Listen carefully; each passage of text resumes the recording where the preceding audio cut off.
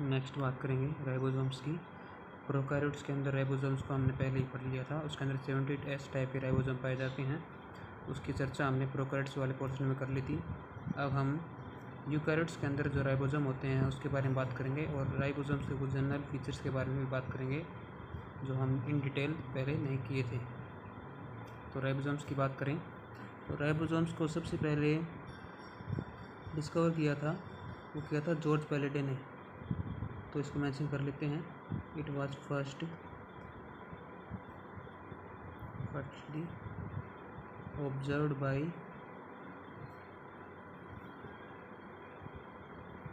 George Palade in 1953 में। Okay, इसमें अगला पॉइंट ये है कि ये डेंसली ग्रेनुलर स्ट्रक्चर होते हैं जो कि आरआरएनए और प्रोटीन के बने हुए होते हैं। आरआरएनए क्या होता है? Ribosomal rRNA. इसका फॉर्मेशन न्यूक्लियोलस के अंदर होता है। तो लिख लेंगे they are dense granular structure made of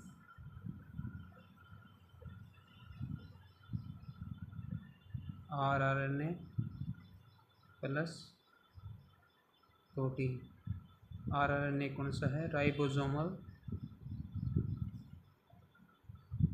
rRNA. Okay, इसको ब्रैकेट में लिख लेंगे या फिर ऐसे याद कर लेंगे, मेड अप ऑफ प्रोटीन।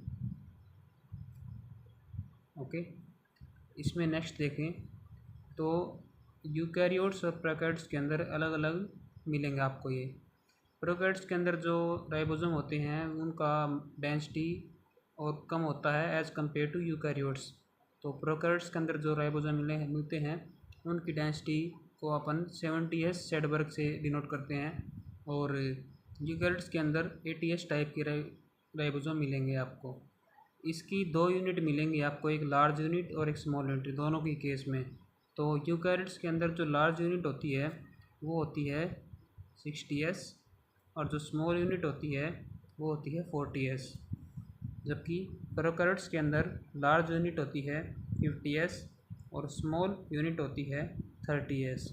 थोड़ा सा और बताऊँ आपको इसके बारे में। तो जो लार्ज यूनिट होती है वो पॉलीपेप्टाइड की चेन की फॉर्मेशन में हेल्पफुल होती है, जबकि जो स्मॉल यूनिट होती है वो mRNA की रीडिंग करती है। ओके, जब ये दोनों मिल जाते हैं तो इनका जो एवरेज मास निकल के आता है वो इनके इंडिविजुअल मास से कम होता है। जैसे देखें तो इस आपके अकॉर्डिंग तो होना चाहिए था 50 + 40 90, लेकिन ये कंबाइनिंग फॉर्म में इसका 80S यानी 80 सेडबर्ग यूनिट निकल के आती है इसकी मास की, सॉरी इसकी डेंसिटी की, क्योंकि सेडबर्ग डिनोट करता है डेंसिटी और साइज़ को। ये हम लिख लेंगे S स्टैंड्स फॉर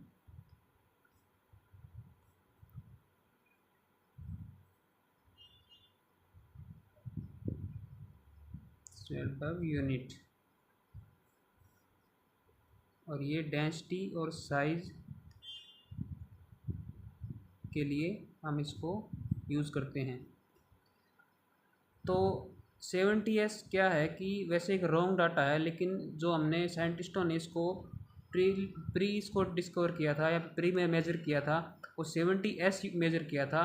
तो इसको एक प्रकार से टैग ही मिल गया कि 70S हम सोचें तो इसका मतलब है प्रोकैरियोट्स के आरएनए की बात हो रही है, प्रोकैरियोट्स के राइबोसोम की बात हो रही है, सॉरी। तो ये एक ये मान के चलो कि इसका एक निकनेम ही इसको मान के चलो। हालांकि ये फ़िलहाल तो इसको ऐसे एज इट याद करना अपने को, लेकिन ये रॉन्ग डाटा है क्योंकि हम जानते हैं कि इन दोनों का सम जो होता है प्रैक्टिकली भी देखो ना, जैसे 50S और 30S मान लो आपस में मिलेंगे तो कॉम्पैक्टनेस बढ़ेगी तो क्या होना चाहिए? डेंसिटी बढ़नी चाहिए आप इसके अकॉर्डिंग, क्योंकि वॉल्यूम भी कम हो रहा है और स्मॉल वॉल्यूम के अंदर दोनों ही कम स्पेस ऑक्यूपाई कर रहे हैं, तो डेंसिटी ओवरऑल इंक्रीज होनी चाहिए। तो ओवरऑल इनकी डेंसिटी 70S से ज़्यादा होनी चाहिए, यही सही है। लेकिन 70S क्यों है? क्योंकि साइंटिस्टों ने 70S पहले ही मेज़र कर लिया था और पहले ये मेज़र किया था वो रॉन्ग डाटा मेज़र किया था। ये लेकिन हमें इसको 70s ही में याद करना है क्योंकि ये एनसीईआरटी में यही गिवन है। ओके, तो हमने यहाँ पर राइबोसोम को फिनिश कर लिया है। नेक्स्ट हम बात करेंगे साइटोस्केलेटन स्ट्रक्चर की। Thank you.